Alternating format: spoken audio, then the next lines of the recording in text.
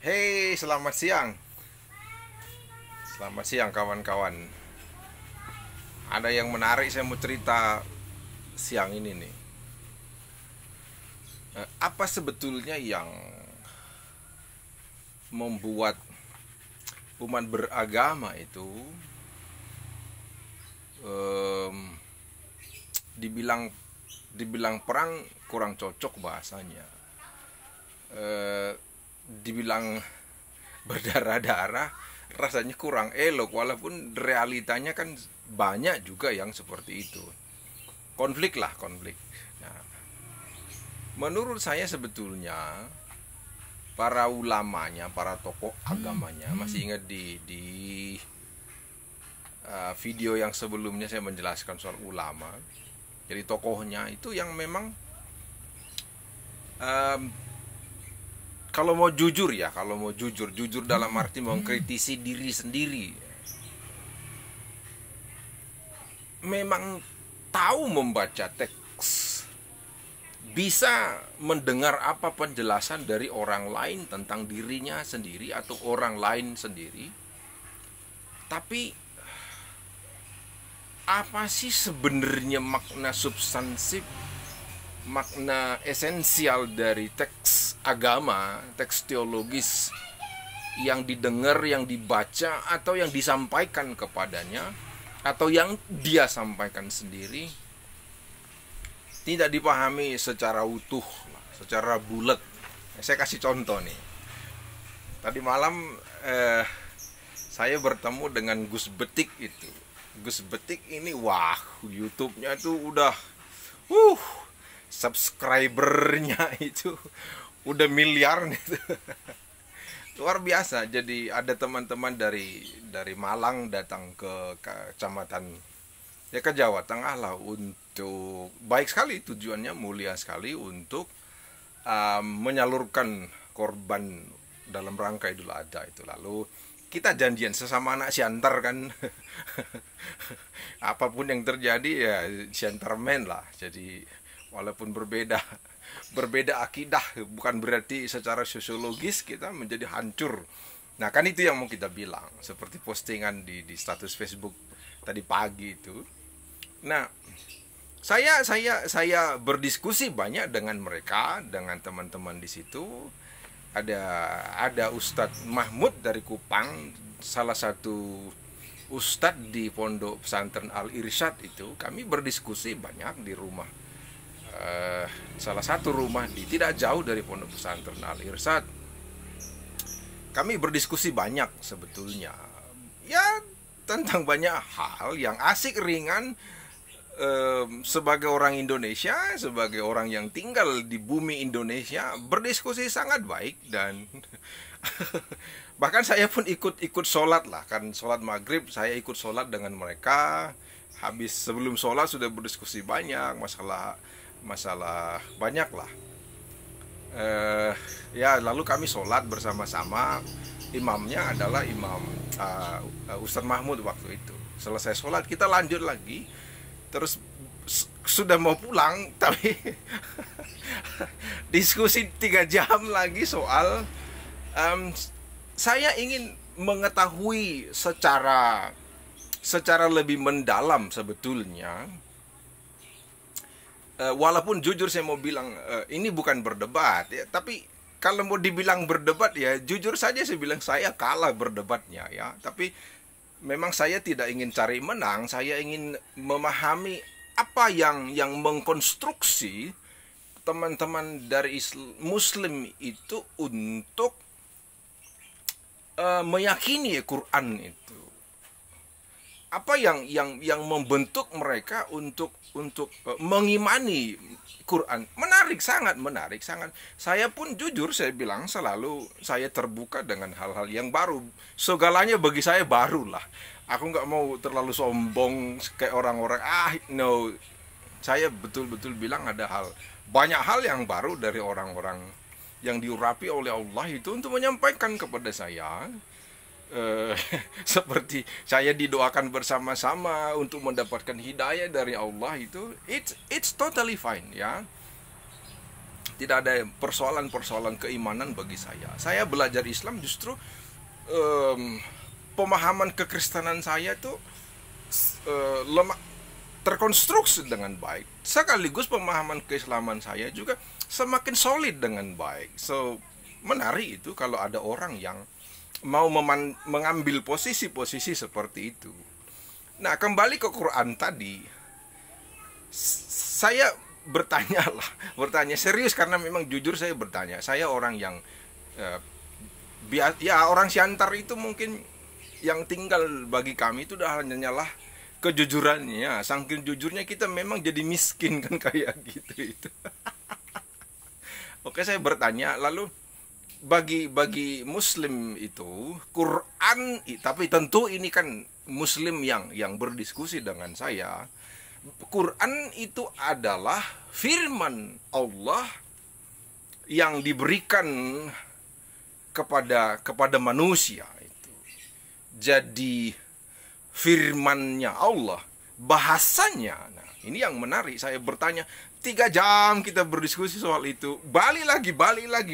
Bukan ingin muter-muter karena ingin mendapatkan mozaiknya itu menjadi satuan yang terbentuk kokoh gitu. Jadi firman Allah, Quran itu adalah bahasanya Allah, tulisannya Allah. Ya, walaupun teman-teman sama seperti saya tentu bagaimana mungkin dengan segala argumentasi, mungkin juga sudah melihat YouTube perdebatan soal itu, membaca soal, tapi saya ingin tahu betul-betul pure hati saya ingin tahu. Moga-moga dapat hidayah, why not? Terus jadi Quran itu, Quran dalam artian Quran yang asli itu menurut pemahamannya itu dibahasakan oleh Allah sendiri, adalah bahasanya Allah sendiri, bukan bahasa Arab. Nah, memang saya waktu itu tadi malam mengatakan ini pembicaraan kita bisa aman berbicara di sini karena mungkin orang Maroko tidak punya pemahaman yang sama, orang Turki tidak punya pemahaman yang sama, Arab juga mungkin senang dia karena memang lafaznya Quran itu kalau dilihat dengan bahasa modern sekarang adalah bahasa yang Arab, walaupun kan ada yang supaya bisa dibaca ada ada hurufnya itu. Tetapi dari teman-teman dari Arimatea dan dari Ustaz Mahmud yang dari Al Irsyad itu mengatakan, thank you di okay, you can go now. Bahwa itu bahasanya Allah, itu yang disampaikan kepada manusia. Memang saya ingin itu bahasa yang dituliskan oleh manusia, dalam hal ini adalah penulis Quran yang menerima. Tetapi saya melihat seperti itulah bentuk keimanan, keyakinan dari teman-teman yang saya ajak berdiskusi itu. Gus Betik, Bang Sukoco bilang bukan iman, tapi itu pengetahuan. Oke, saya menerima penjelasan itu. Karena kalau mau jujur, saya kan juga mengatakan di Kristen pun Tuhan menginspirasikan, mengilhamkan, memberikan wahyuan kepada orang yang menerima Alkitab itu lalu dituliskan. Lalu Gus Betik dalam tulisan apa? Walaupun pertanyaan yang sama saya tanyakan ke beliau. Lalu nanti sampai ke situ soal mana tulisan yang bersama, asli atau tidak, panjang lebar soal itu. Berulang-ulang diskusi kita. Tapi yang saya dapatkan dari situ memang pengetahuan kita tentang keyakinan orang lain, pengetahuan orang lain dalam bingkai agama punya hal yang berbeda, yang tidak persis sama dengan yang orang lain pahami. Maka poinnya yang mau saya katakan adalah untuk tidak mudah, untuk tidak cepat-cepat mengambil kesimpulan dari apa yang kita baca, apa yang kita dengar, apa yang disampaikan kepada kita, ketika itu menyangkut orang lain. Karena bagi kita pun sebetulnya itu berlaku menyangkut diri kita sendiri. Waktu itu memang saya bilang, kalau begitu kenapa ada kelompok-kelompok Kristen tertentu yang tanpa sengaja ada kitab suci Quran yang sudah lapuk lalu dibuang di tempat pembakaran sampah, lalu itu menjadi polemik nasional, bahkan kadang-kadang internasional gitu. Lalu tetapi saya tidak tentu politis, tetapi kan maksud saya begitulah bahasanya Gus Betik saya pakai ini, cara Muslim memperlakukan pengetahuannya memandang firman Allah yang terbukukan itu. Nah, di Kristen memang lebih pada bukan soal menghafalnya. Jadi kan yang sampai Bang Iwan bertanya kepada saya, apakah kalau semua dunia ini hancur, Kristen bisa menulis ulang Alkitabnya? Saya bilang tidak, jujur saja, mungkin saja tidak ada orang yang walaupun tadi malam saya bilang tidak ada, tapi tidak menutup kemungkinan, karena kita tidak tahu siapapun di dunia ini yang bisa menuliskan ulang. Karena tulisannya pun bisa saja jadi bahasa Indonesia, bahasa Inggris dan segala macamnya. Lalu berteriak takbir Allahu Akbar. Yes, Muslim memang dia bisa menghafal. Maka saya bilang, saya pun kalau di karantina 5 tahun akan bisa menghafal dan melafalkan itu Quran. Karena bagi Kristen substansinya adalah bukan soal pelafalannya, bukan soal penghafalannya, bukan soal pelafasannya, tetapi adalah melakukan dan mengerjakannya untuk memberkati orang, untuk mensejahterakan orang, bukan untuk mengambil nyawa orang atau bukan menghajar keyakinan orang. Itu jadi, kalaupun dunianya misalnya hancur, tidak lagi ada kitab suci bagi orang Kristen, tidak ada lagi firman Allah bagi orang Kristen, bukan itu pada prinsipnya. Karena Tuhan sendiri berkuasa